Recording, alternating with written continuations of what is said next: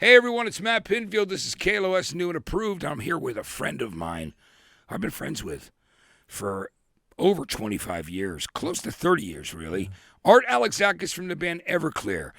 Art is celebrating 30 years with the band. Art, good to have you, brother. Good to have you too. Thanks for having me down. Yeah. I know we met in, was it 93 or 94? Yeah, it was a couple of years. So it was on World of Noise, right? Yeah, it was. So it's like you still had hair.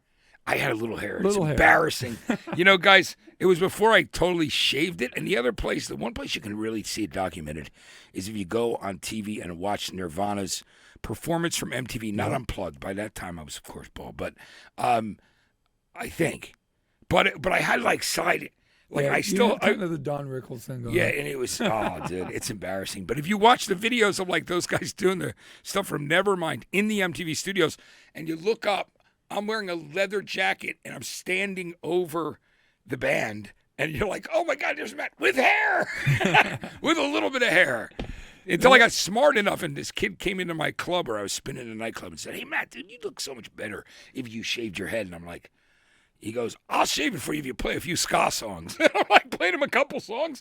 He brought a razor in the basement. I looked at it and went, I'm going to do this from now on. I bet you women liked it too, huh? Yeah, much better, yeah, I think so. I mean, not that it affected things too much, but like, you know, I mean, I think at the time I was married for the first time. So, but it's cool. The bald head works for me. I don't have much of a choice, you know. But anyway, Art, man, it's so great to have you here. Let's talk about celebrating 30 years because you've done the re-release of the World of Noise album, which is so cool. You know, and you and I did a big thing for that to promote the tour that was coming up. Yeah, it was a great tour. Yeah, you know. It was awesome. Can we talk about that? So sure. Yeah, you know, well, like I told you, you know, I knew that 30 years was coming up, and earlier this year I found the actual master tapes in a box, taped up box in my storage at my studio. You've been to my studio. Yeah. Way in the back where the storage is. And it was the original mixtapes and master tapes for World of Noise. I thought they were gone, dude.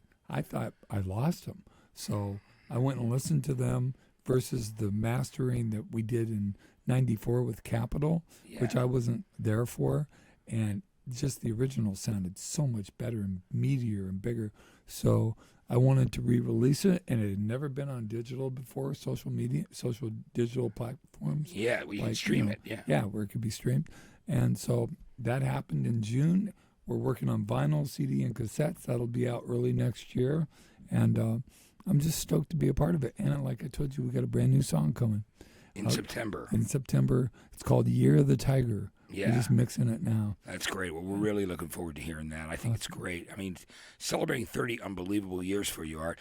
Can we talk about, you know, your, you know, like growing up in the Southern California area, right? Can we talk about that? Because it's, and when you decided that you were going to start Everclear, can we tell everyone that story? Well, we're about the same age. Yeah. And when I was 3.5, I snuck out of my room while my parents were watching Ed Sullivan, and I saw the Beatles play on there. It wasn't the first time, it was the last time, like in 65, 66. Yeah. And it just blew my mind, and that's what I've wanted to do my whole life. So, you know, I grew up wanting to play drums, but I lived in a housing project, so we couldn't have drums. So when I finally learned how to play guitar in my teens and 20s, I started playing in punk bands, rock bands, cover bands, country bands. And then I started writing songs when I was about 20, 21, and just worked it up to the point that when I moved to Oregon in 1992, I started my last band, and that's Everclear. Everclear, right? And they're in Portland area, right? Yeah. It's amazing. You know, but I love the fact that, you know, you've always been a storyteller. You've always written songs from a personal experience, and a lot of people have favorite songs, some of your biggest songs. I mean, I know fans of yours who go extremely deep with your songwriting and on your albums. But I'd love to tell the story since we are here in Southern California and we have a lot of listeners in Santa Monica.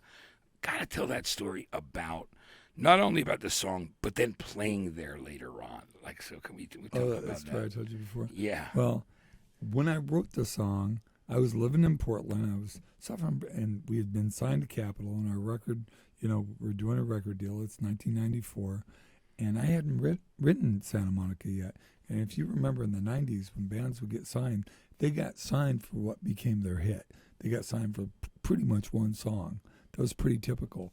We got signed by our A&R guy because he believed in us that we were going to progress and write songs like this. Me as a writer, and he loved my voice. So I wrote a song about comfort zones because when I went to the beach for a weekend, I felt better. I didn't feel anxious. And then when I went back to Portland, I felt anxious again. So I wrote this song that night, and I named it Santa Monica, even though it doesn't have the word Santa Monica in it. Yeah. It's about, that's my comfort zone. That's where, when I think about getting in the water and just this romantic thing of like, we can just swim out past the breakers, turn around and watch the world die. Doesn't matter. We're going to be okay. It's that kind of punk rock romanticism. Yeah. And and it's just a song that really, really connected with people all over the world and just introduced the world to us. But when we started touring on that record, which Sparkle and Fade came out in May of 95, and really we got added to MTV over Christmas in 95, 96, and then it just took off. When we played Los Angeles in that summer, we had our choice of playing the Greek, the Palace, all these different places, and one of the offers was from the Santa Monica Civic, and I'm like, I want to play there. Yeah. Because I grew up, I saw Jethro Tull there, I saw the Cars there, I saw Cheap Trick there, I saw Rush and UFO there, I saw lots of shows, Joe Cocker, Iggy Pop, hundreds of shows that I grew up seeing at that place.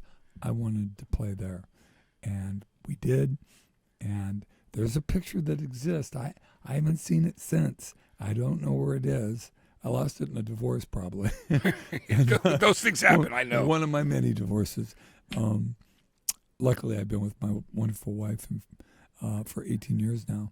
But at the time, they took a picture of it, and it's me standing in front of the sign that says Santa Monica Civic, Everclear, sold out.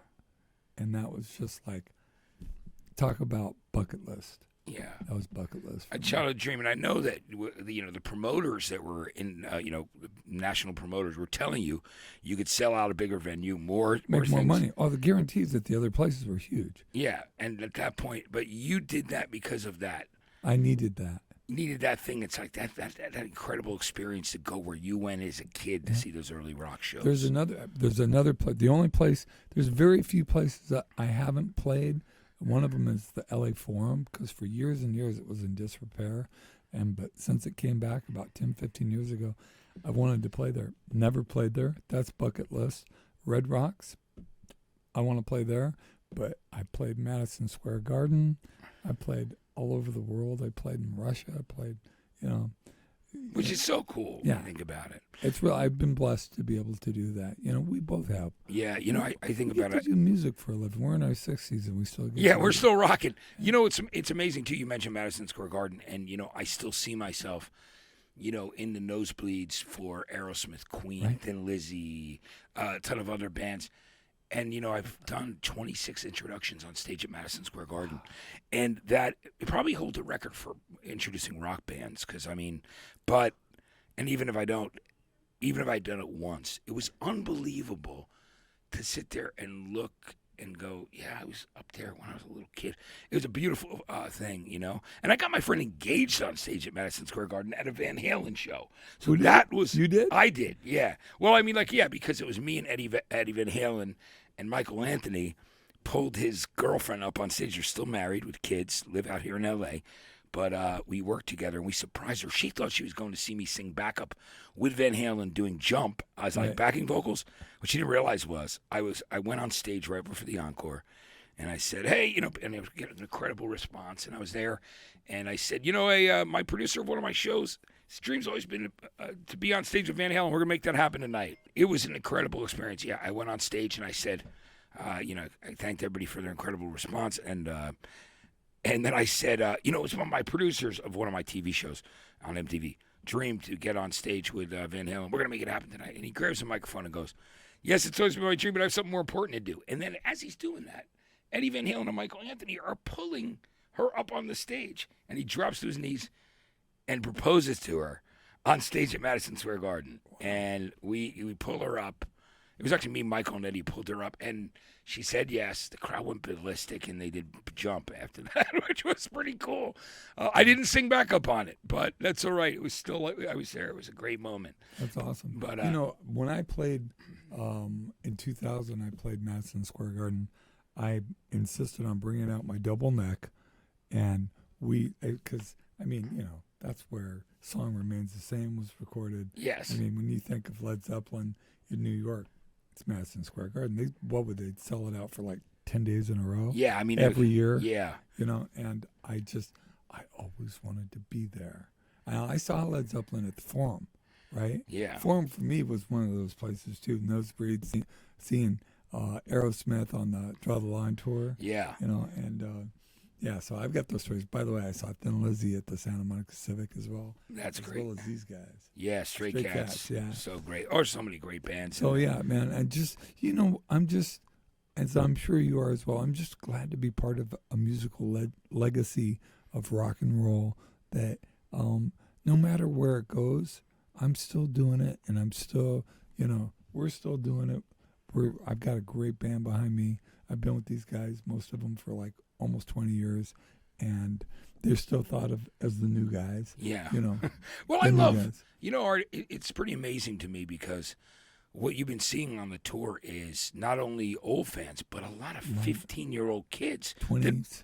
15 to 20s that know every lyric of those songs that they love, from Sparkle and Fade, So Much for the Afterglow, all those albums. Tell me about that audience and how it's transpired that there's a new generation that's been following you as well. Well, we were talking about it earlier, and it's like I've noticed not just a few, a lot, like 20, maybe to 30%, depending on the show. And I go talk to these kids after the show, and some of them were turned on to Everclear by their parents or their aunts or uncles or older siblings or something.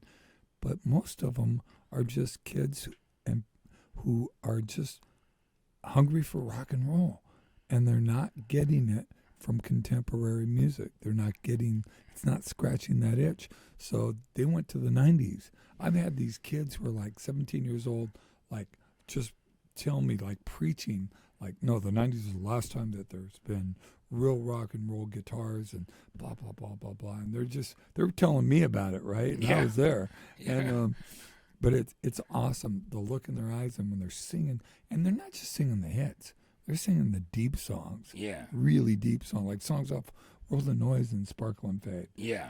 That most people don't know, that just know the hits. Yeah. And it has inspired me so much just to go out there again and know that for them, even though we're 25, those albums were made 25 or 30 years ago, they're brand new to them. And that's so inspiring, because it's like I find new music all the time from back then. I just started getting into jazz about 10 years ago, but it's brand new to me, even though it might be 40 or 50 years old. That's the thing. I mean, you can always go look back at great music and find it, and that's what I've been doing all my life. You know what I mean? Right. Looking for more cool old stuff while we're checking out new things as well. Right. Art, another favorite song of everyone's that was a huge hit for you was "Father of Mine." Can we talk about that song in the background on that track? Sure, absolutely.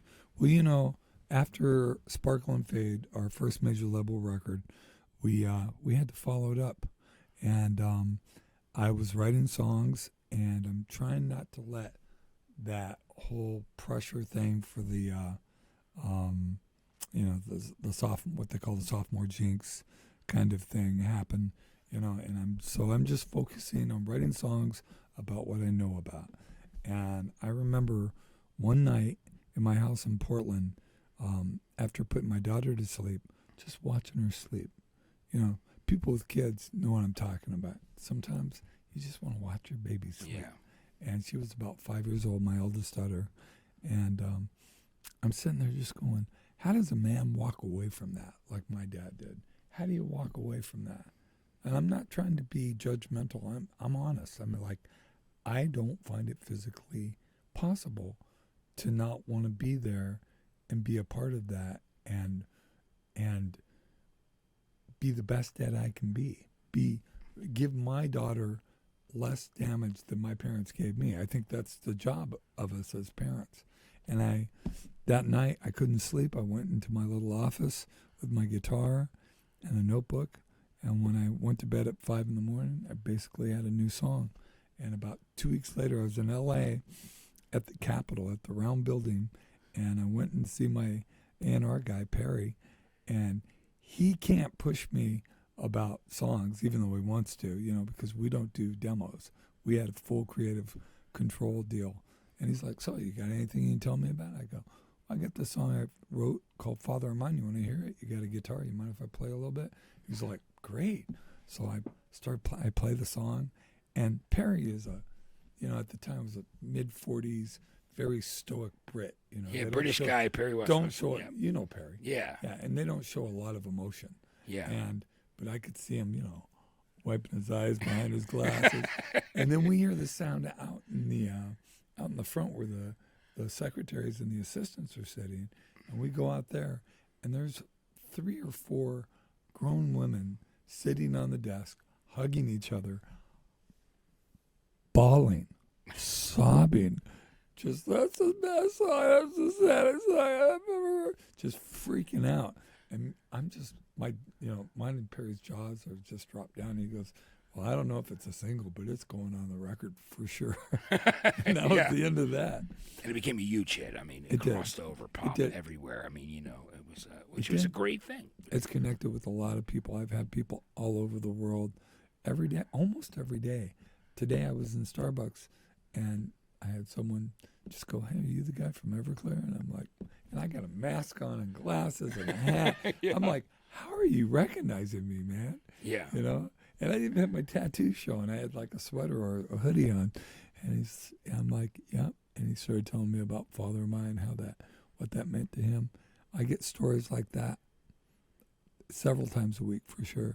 And I take it as such an honor that people feel connected and feel present enough and safe enough to talk about those things. And that's what I get from them, is that they were glad that someone talked about it. And that's what I do with my songs. I write about things that matter to me. I'm a singer-songwriter in a punk/hard rock band. Yeah. And I think that's how we found our niche in the 90s. And I think that's what draws a lot of people to us today. It's amazing to me that I met people that are, right now in their 40s who told me that because of become fans of yours and going to see your acoustic solo shows, they discovered Tom Petty's American Girl, heard it first from you because they were so young, Mm-hmm. But I mean, that set them on a whole nother journey to check out all of Tom Petty's music. So I love the way it's like you pass it along, Yeah. I hear that about Tom Petty. I hear it about John Prine, because I talk about John Prine in a song, and there's people I meet all the time that didn't know about John Prine. I met people at John Prine shows that I go to. They're like, I didn't know about John until I listened. I heard you singing about him, and that just makes me really happy. Yeah, because that means that I've helped other people go back, because there's so much good music, and that's my frustration with a lot of contemporary music, and I'm sure you feel the same way. They're not paying attention to what happened before. They're not learning from all that wealth. I mean, that's gold, platinum of all ideas and stuff. And if you can process through that, you can bring something new to the table that has substantial, a substantial foundation to it. Yeah. Whereas I think a lot of people today in contemporary music, it all sounds the same to me. Yeah. I mean, I think it's a thing where you always hope that people find something that truly inspires them. Right. That they see greatness and they say, I'm going to strive to be that. They're making music instead of making product. Yeah. It seems like there's a lot of that going on. Yeah. Well, the good news is, there are still some great bands out there and great people and people that are inspired by you, and that I love. And I'm so glad that you keep on going and you're still going. What are the plans, Art? I mean, we're excited about you doing the Final Fest, and that is outside. I mean, it's you, our good friend Mark McGrath with Sugar Ray, and who else has played? Soul Asylum. Yeah. Cracker. Yeah. Sponge. Not in that order, guys. Yeah. So But it's a great group of guys. Yeah, I mean, Fastball. Yeah. There's some great bands. Yeah. I mean, except for maybe Cracker, all those bands have been on my summer '90s tour. Yeah, you have done the Summerland tour for 2012. 2012. Yeah. You always bring out the bands, and it just like you've been crushing it for years. It's It's so awesome. much fun to do, isn't it? It is, absolutely. We just got off tour for our 30th anniversary with Fastball and the Nixons. Yeah. It's a great tour. Yeah, it's great. Absolutely. I know that we were all at that Honeymoon Rock Fest, and Zach was there. You were there. We were all connected. I think all those bands were there, weren't they? I know a lot of them were. Definitely Zach Malloy was there. Yeah, Zach is great. And he's doing really good. He's just writing hits right now with the Four Horsemen. Zach's a great guy, man, and a great songwriter. So I'm really happy to see it going well. Just so you know, he'd come up on stage and sing Boys Are Back in Town with us. Oh, he does? Yeah, we trade off verses. That's the best, because, I mean, you know how you and I love Thin Lizzy. Yeah. I mean, just one of many bands, but a band that we truly do love. Yeah, that's something we connect on. Yeah, for sure. in a big, there's many. Yeah. All right, that's great. So talk to me about, you're going to put out the new single, which we're excited about, You're the Tiger, right? Which is, I've actually got a preview of it, so I think people are going to love it. It totally rocks. If you're an Everclear fan, then you're not going to be disappointed. It's a great track. And what are your plans for the rest of the year? We've got a lot of touring, Matthew. We're out there. We've got another 20 dates, just flyaway dates. Then we got a West Coast tour. Then we got a UK tour. And then we take a couple of weeks off before Christmas. And then we got a New Year's gig, I think, in Gary, Indiana at a House of Blues or a Hard Rock.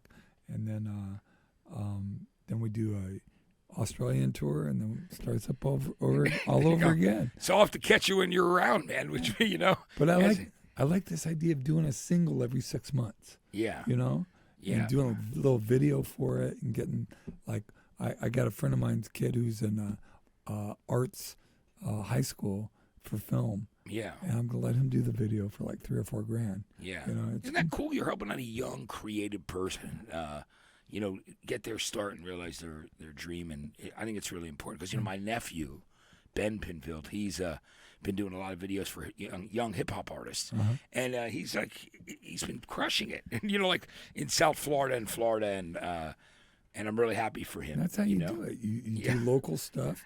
It gets bigger. People see it.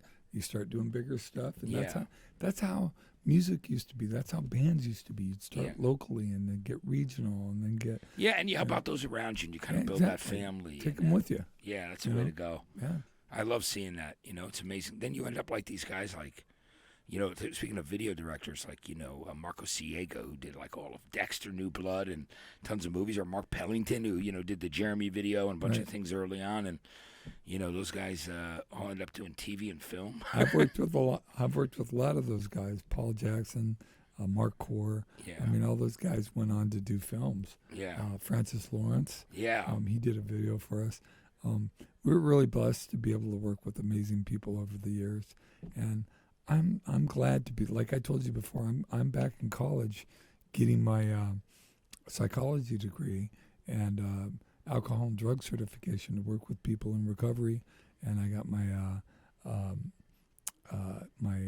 life coaching, master life coaching degrees to work with people as well. So that's what I'm going to do as well as the band, because with my sober fellowship and with my program and my recovery, it's made me want to be of service. Yeah, absolutely. That's part of what we do. It is part of what we do, and we're both in recovery and both in that fellowship, and we're close friends. We are a part of that thing, and I love it, man. There's nothing more important, and being of service is the number one thing. It's huge, and it's just huge as people. Could you imagine if everybody worked a 12-step program? Yeah. It'd be a better world. Yeah, absolutely. I mean, it's living by the principles. It's been good. It's really worked out for me. Look at me. I'm right now, I'm so proud of you. 27 months, man. Yeah, 2 years and 3 months. That's more than ever. Yeah, it is more than I've ever. Because, I was. You were rolling, dude. I was rolling hard for decades. You guys, I was partied. I'm going to be honest to the audience. I partied so hard that I think many people did not think that I would be around. I mean, they really thought, this guy, man, he's taking it to the grave.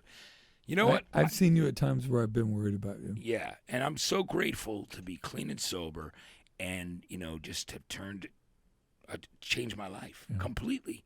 And God, if it wasn't, man, I've been clean and sober 33 years. Could you imagine where I'd be if I wasn't? I'd be dead. Yeah. I'd be dead. Yeah, and that's the next step. They always say about it. It's like jails, institutions, or death. And what do you want? Like, how much more do you want to go?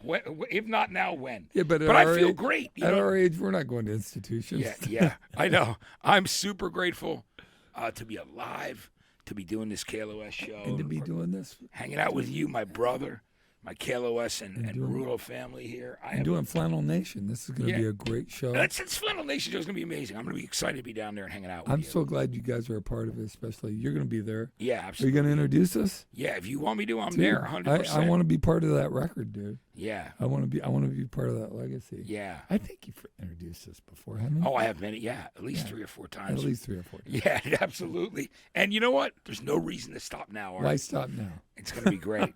So listen, thank you so much for hanging out with me today, Art. It was great to have you. And I am telling you something. We're both grateful to be alive. And it's good to be here, man. It's good. All for the love of rock and roll, I love your show, dude. I'm so glad that you're here. You're working in L.A. You've got a great program going on. Your daughter's living with you. Same thing with me. My daughter started in high school. I'm just grateful for everything that goes on. But most of all, I'm grateful for my sobriety and my family, and then grateful for these guys and being able to do what I do for the rest of my life. That's the most beautiful thing. Yeah, and I'm grateful on many levels. I got diagnosed with multiple sclerosis about 5 years ago, and I've worked with it and worked through it, and I'm still doing it. Yeah. And I say that at shows, and people just, people come up and talk to me about it. I met 3 people who had MS over this last weekend, and it was just so inspiring to see that they're out there doing it at different levels. One guy was on double canes. One lady couldn't tell that she was sick. Another lady kind of halfway in between. And it was just their love of rock and roll, their love of life.